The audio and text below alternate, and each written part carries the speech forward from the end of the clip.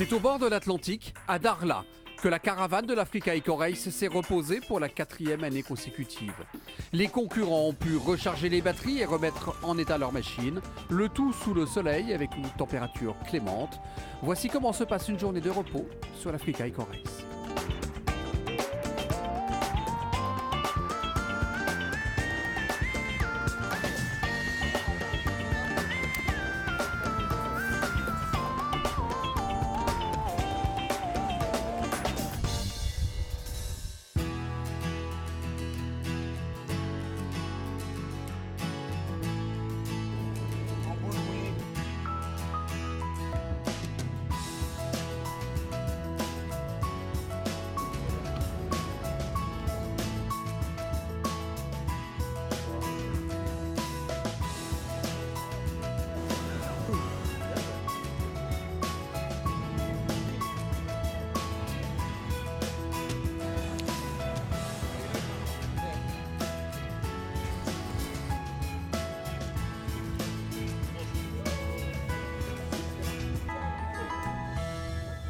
C'est ça aussi le rallye raid, hein, c'est la convivialité.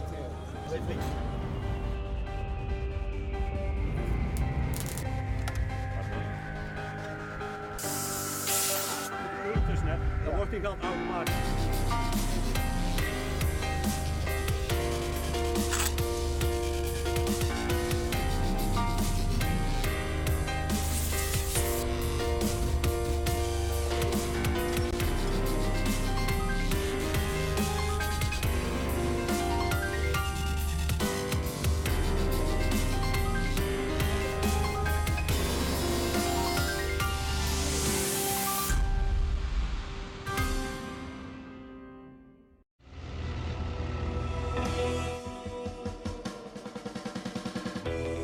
Déjà une semaine de course donc sur la 10e édition de l'Africa Eco Race. L'occasion nous a été donnée de faire le bilan avec le boss, avec Jean-Louis Schlesser. Chez les motos, écoutez, la grosse surprise, c'est le gros problème qu'il y a eu au Valsetter, double vainqueur de l'épreuve, qui a eu un problème mécanique, qui va continuer à courir, mais bien sûr pas pour le classement. Et puis, sans surprise, c'est Paulo Cecchi qui est en tête.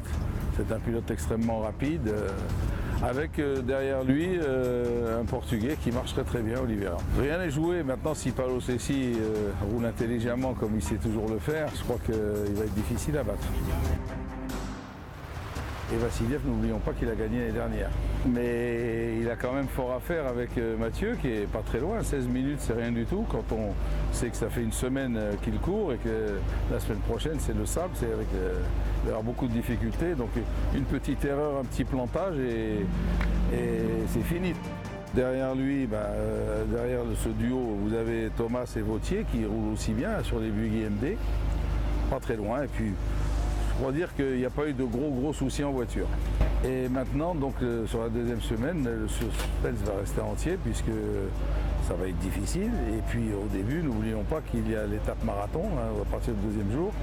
Donc ils n'ont rien à faire sur les voitures, sauf à prendre sur le temps de course. Et ce qui fait que le marathon, il est pour les véhicules, pas pour eux bien sûr. Et du côté des camions, Doroy est en tête, mais comme vous le savez, le classement auto-camion est confondu. Et il a une très belle 6e place, 5e place, ce qui est incroyable. Et je pense que dans Mauritanie, comme il va y avoir du sable, il risque de remonter au classement général. Et puis le petit exploit, c'est notre ami Tomacek qui roule seul avec un roadbook et qui est 2e des camions. Alors Elisabetta, la pauvre, elle a cassé son interpont, mais c'est une grosse pièce extrêmement lourde et encombrante. Et habituellement, ces gens-là n'ont pas ces pièces avec eux, donc malheureusement, elle a abandonné. Pour nous, c'est avec tristesse, parce que c'est une pilote qui roule vite et qui a du charme et qui sait parler, et qui est l'esprit même de l'Africa Race. Du côté des SSV, écoutez, là on est devant la voiture du leader, Bonneville, Loïc, qui roule avec sa compagne. Je crois que honnêtement, personnellement, je ne croyais pas une telle fiabilité. On les voit tous là, ça roule tous les jours sans problème majeur. Et je pense vraiment que ça c'est l'avenir de notre discipline.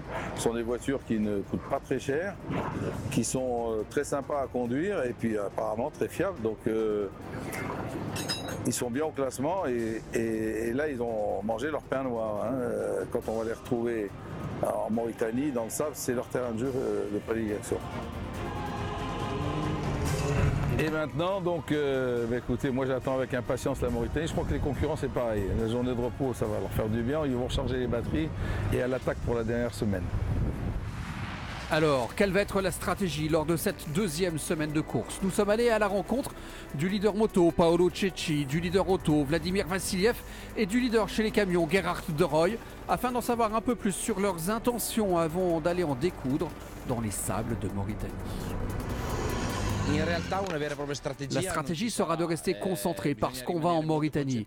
Et la Mauritanie, ce sera très difficile. L'organisation a fait une course très compliquée la première semaine et ils nous ont dit que lors de la deuxième, il y aurait des spéciales très difficiles. Il y aura même une étape marathon, donc il faudra rester très concentré. Il faudra garder la moto en bon état. Il n'y aura pas de stratégie particulière. Il ne faudra pas que je roule lentement parce que j'ai de l'avance. Je vais rouler comme je sais le faire. Il faudra que je sois vigilant sur la navigation qui a été difficile lors de la première semaine. Et c'est grâce à la navigation si je suis leader pour le moment. Évidemment, nous allons continuer sur notre rythme et si c'est possible, on va essayer de monter en puissance. Mais il faudra faire attention car on ne pourra pas augmenter tout le temps le rythme. Il faudra être vigilant.